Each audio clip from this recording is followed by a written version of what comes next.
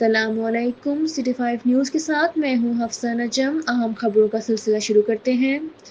وزیر آباد نامعلوم شخص کی نالا پلخوں سے لاش برآمد، تھانہ صدر نے لاش قبضہ میں لے لی۔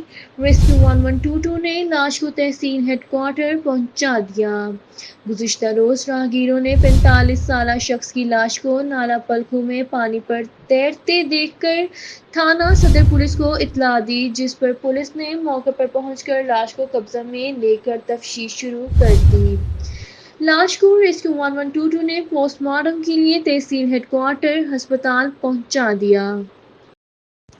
وزیر آباد جماعت اسلامی پاکستان کے نائب امیر و سابق ممبر قومی اسمبلی ڈاکٹر فرید احمد پراچا نے کہا ہے کہ کشمیر بیانات اور ٹویٹ سے نہیں، جرأت مندانہ اقدامات سے آزاد ہوگا۔ حکومت کو یو ٹرن نہیں لینے دیں گے۔ آج کشمیر کی لڑائی سری نگر میں نہ لڑی تو کل اسلام آباد میں لڑنا پڑے گی۔ مولانا مودودی نے جماعت اسلامی کی بنیاد اقامت دین کی جدوجہد کے لیے رکھی۔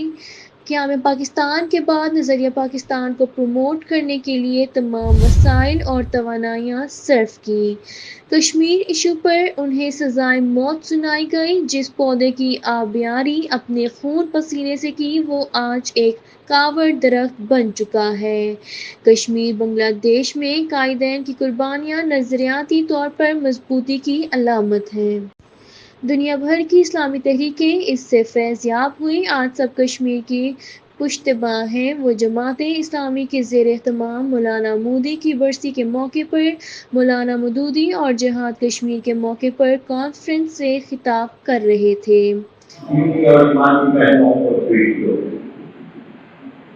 میں شکر گزار ہوں جماعت اسلامی وزیر آباد کا کہ آپ اپنے کشمیری بھائیوں سے، مظلوموں سے، جرأت مندوں سے، مجاہد صفت وہاں کے مردوں، عورتوں، بوڑھوں سے اظہار یکجہتی کے لیے آج اس کانفرنس کا انعقاد کیا گیا ہے۔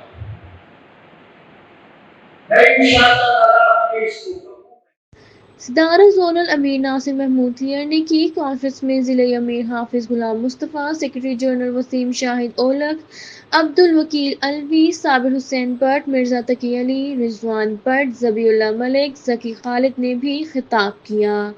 فرید احمد پراچا نے کہا کہ ٹرمپ کی ثالثی نہ کشمیر بانٹنے کا فیصلہ قبول کریں گے۔